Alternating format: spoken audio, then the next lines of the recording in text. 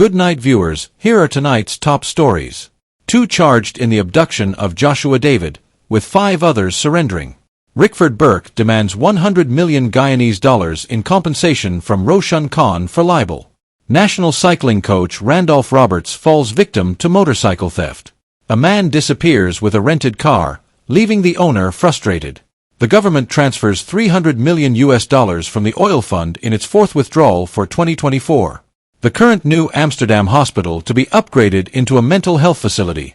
Guyana to require over 6,000 workers in the healthcare sector, says Vice President Jagdeo. An Essequibo man pleads guilty to the 2019 murder of his neighbor. And Assistant Superintendent Keith Beaton wins 4 medals, including gold, at the Senior National Karate Tournament. Stay tuned for more details.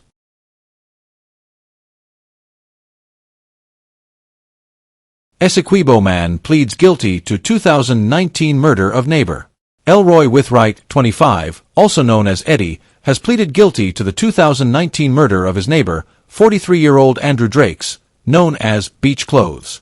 The plea was entered recently before Justice Sherdell Isaacs Marcus at the Demerara High Court. The fatal incident occurred on June 8, 2019, in Pump Station Street, Farm, East Bank, Essequibo, EBE, following a prior altercation between the 2 men.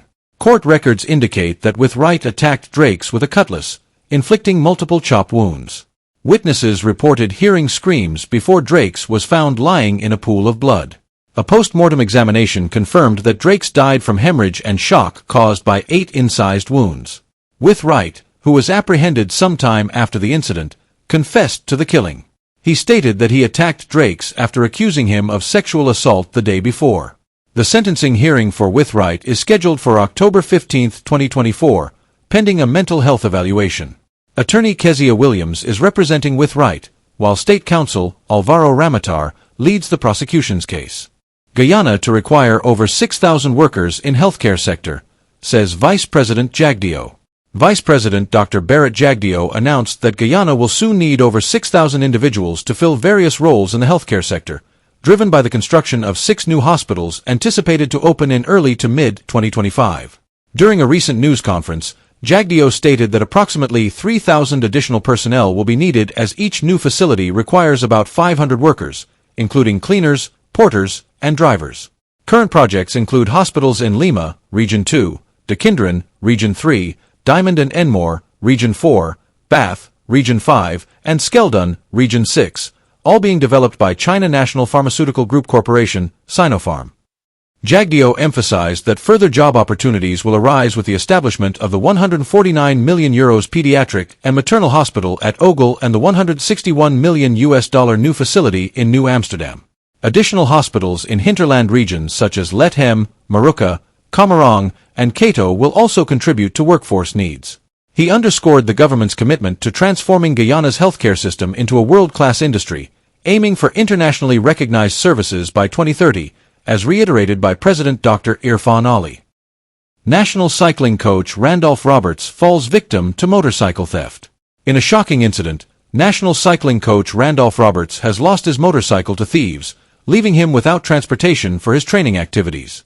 The stolen vehicle, an Elite-made 150 dirt bike, black in color with license plate number CF9083, was taken from Roberts' premises early Tuesday morning. Roberts, a veteran coach with over 33 years of experience, is the founder of the Flying Ace Cycle Club, FACC, in Burbus, one of the top cycling clubs in Guyana. He recounted that he parked the bike on Monday evening and heard noises during the night, but did not think much of it. Upon checking around 1:45 a.m., he discovered his gate wide open and the motorcycle missing. "I remember locking my gate, so the bandits must have scaled the fence to get in," said Roberts, affectionately known as Coachman. The motorcycle, a gift from his brother worth $360,000 Guyanese, was vital for training young cyclists, many of whom have found success locally and internationally. Ironically, just days before the theft, Roberts organized a cycle road race in honor of retired Assistant Commissioner of Police Ian Amsterdam. The matter has been reported to the Central Police Station, and anyone with information is urged to contact Roberts at 628-8211 or the nearest police station. Man disappears with rented car, owner left frustrated. A 53-year-old car owner, Rafudil Razaka, is seeking assistance after renting his vehicle to a man who has since vanished without a trace. The car was rented on August 5, 2024, but attempts to reach the renter have been unsuccessful. Razaka, who made contact with the renter through a mutual acquaintance, expressed his frustration, stating, "I keep calling the number, but he ain't answering." After numerous failed attempts to reach the renter from different phone numbers, Razaka decided to take action, concerned about his vehicle's insurance and maintenance needs. He reported the incident to the Providence police station to aid in locating the renter. On Wednesday, Razaka received news from a relative that the rented vehicle had been spotted on the West Bank Demerara. The police are currently investigating the matter.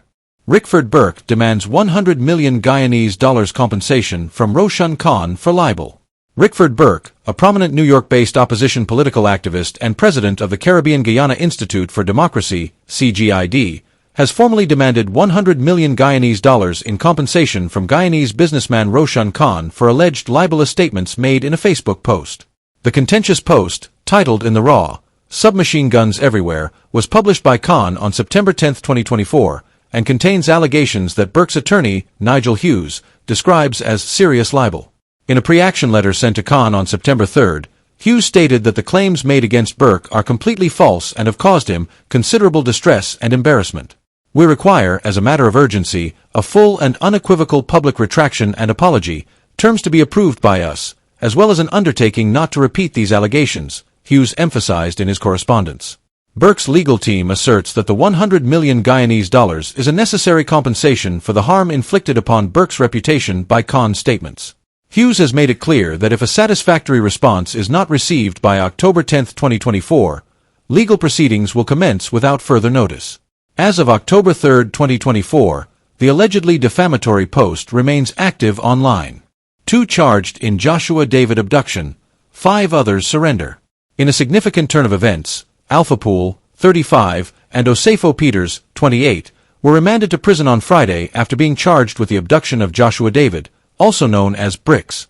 The men appeared before Chief Magistrate, A.G. Faith McGusty at the Georgetown Magistrates Court, but were not required to plead to the charges. Their case is set for adjournment on October 11, 2024. On the same day, 5 additional suspects, Aaron Aline, Wayne Barker, Damian Barlow, Dwayne Griffith, and Davantai Mars, surrendered to police at the Brick Dam police station. It is alleged that Poole and Peters abducted David on September 26, 2024, outside a restaurant on Main Street. Despite a high court order for their release due to an extended detention beyond the 72-hour limit, the magistrate decided to remand them, citing potential further charges as David remains missing. The prosecution objected to bail, while defense attorneys highlighted the legal grounds for release and noted that their clients were not among those captured in the abduction video. The magistrate has ordered the presentation of still images and the video evidence during the next court date. Assistant Superintendent Keith Beaton wins 4 medals, including gold, at Senior National Karate Tournament. Assistant Superintendent Keith Beaton demonstrated his remarkable skills at the Guyana Karate Federation Senior National Championship held at the National Gymnasium on September 29, 2024. Competing fiercely, Beaton secured a total of 4 medals, a gold in the adult 84+ kg male individual kumite category, alongside 3 silver medals in the male adult individual kata forms, male team kumite fighting, and male adult team kumite. This impressive achievement highlights ASP Beaton's dedication and excellence in martial arts. Congratulations to him for his outstanding performance.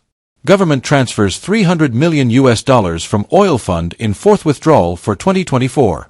The government of Guyana has executed its 4th withdrawal from the Natural Resource Fund, NRF, for the year 2024, transferring $300 million, approximately $62.394 billion Guyanese, to the Consolidated Fund on October 1, 2024.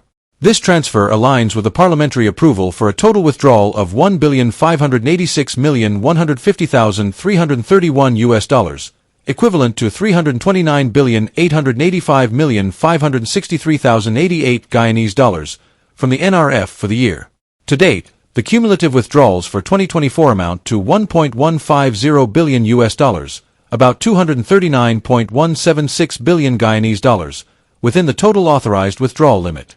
The NRF Act 2021, as amended by the Fiscal Enactments Amendment Act 2024, continues to guide these financial operations, ensuring transparency and proper management of the country's natural resource revenues.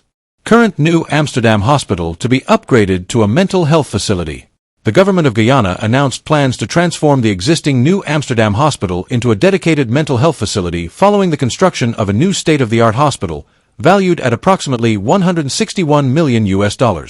Vice President Dr. Jagdeo made the announcement during a People's Progressive Party Civic PPP/C press conference, highlighting that this initiative is part of a broader effort to enhance development and improve the quality of life in Region 6, East Berbice Quarantine. The new hospital will meet European standards and provide Berbicians with an international level of health care.